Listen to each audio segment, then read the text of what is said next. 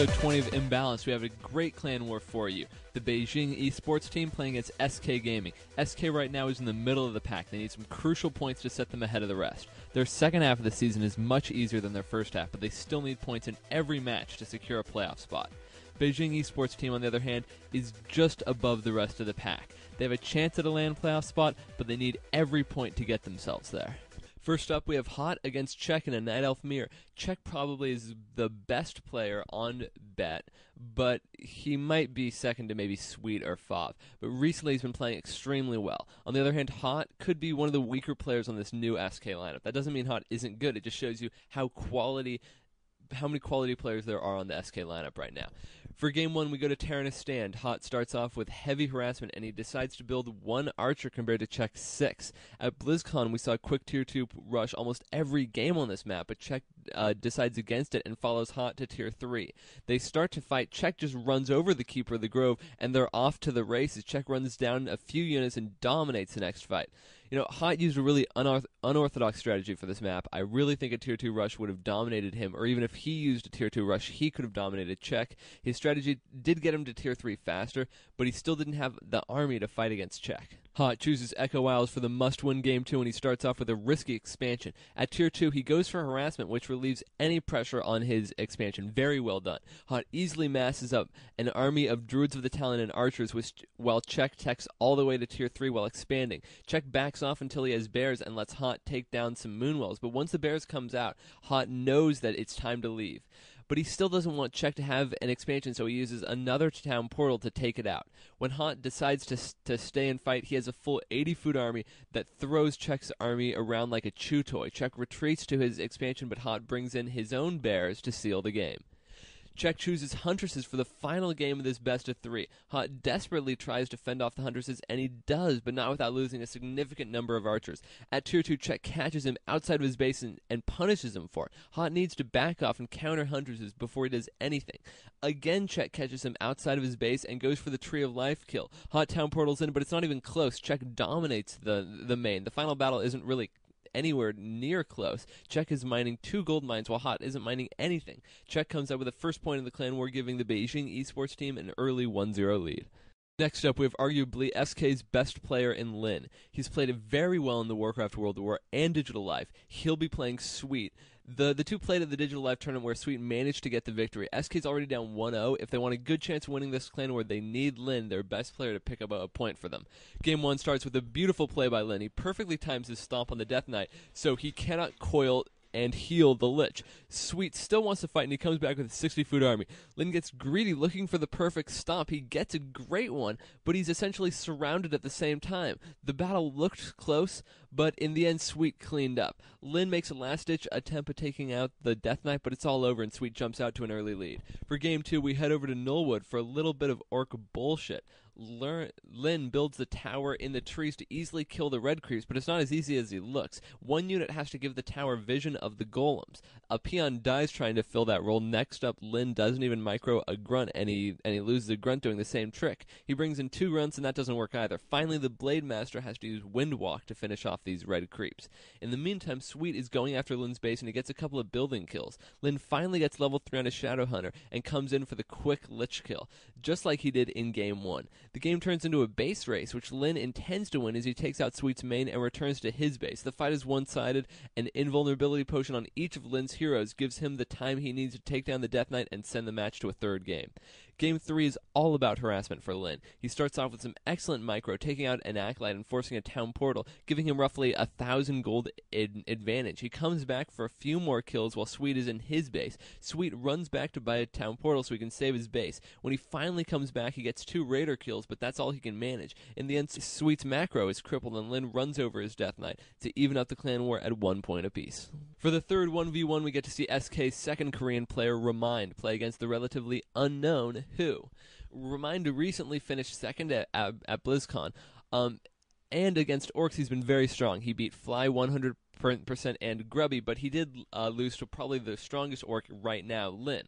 On the other hand, Who has only played 3 WC3L matches. He won 2 and lost a third to Todd. So it's not terrible to lose a match to Todd, but he's a relatively inexperienced player in WC3L play. We go to the Classic, Lost Temple for the first game. Usually a very strong map for Orc. Remind tries to creep the center fountain, and of course he gets creepjacked. He does well to back off and not lose any units with some great staff action. The Demon Hunter takes some damage, but it has 2 potions of healing, so it's not going to die anytime soon. Who keeps the battle close, but he does have to town portal out. Remind stays on the offensive and pushes him into his base. When he does come out, Remind gets a great creepjack, but Who uses the Goblin Zeppelin to fly away. What I wish I could see somebody do is do that creepjack run in by the Zeppelin so the other player can't use it. Now that could be a top play. The fighting moves to Who's main, and he doesn't have the firepower to deal with the bears and Dryades, and there's really nothing he can do in this first game. Game 2 starts off with some good old-fashioned Tier 2 harassment by Who. Remind returns the favor with a burrow kill. Then he tries to do it again. Remind gets 2 burrows and manages to save all but one of his druids of the Talon with some beautiful micro. More importantly, at the same time, he put up an expansion and Who has no clue that it happened. A creepjack turns into a fight in the middle, one that Who should not have fought. The creeps are all attacking his army. He really just needs to back off so he's not trying to fight Remind and creeps at the same time. Who does have a comparable army, but with the expansion that he still has not scouted. He needs something special to pull this win out. In the final battle, he goes for hero kills and gets 2 of them, but that still isn't enough to win the game. Remind gives SK a 2-1 lead going into the 2v2. For the 2v2, we have 2 top Korean players from each team. The undead duo of Sweet and Fav, who chose Night Elf and Undead, facing off against Remind and Lin, who stuck with their normal races.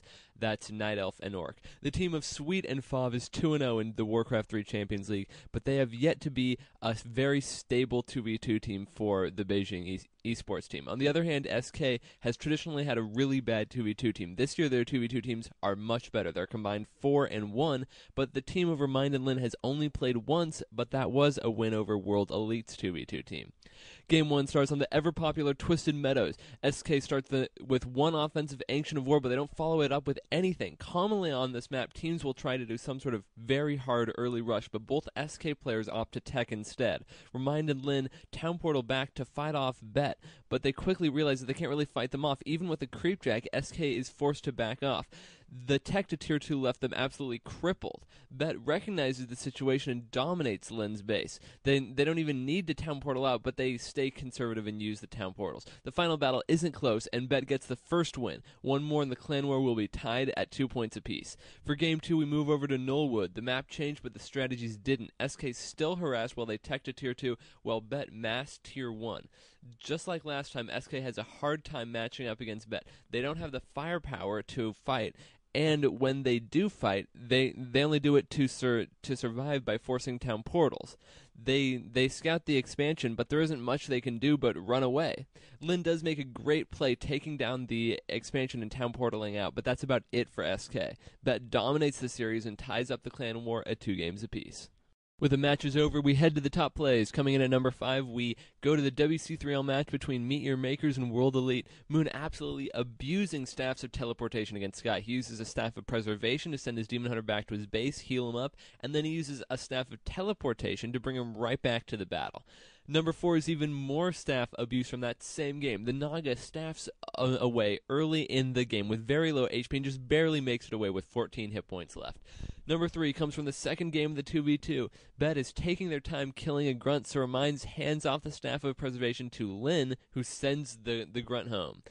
Now, top play number 2 is just an insane play by Sky. It comes from his game against Moon. He wins this battle, chases Moon back to his expansion where his militia are already waiting for him. In the middle of the battle, Sky somehow predicts he's going to chase down Moon to Moon's expansion and sends militia there to get ready for it when they're still in the middle of a battle.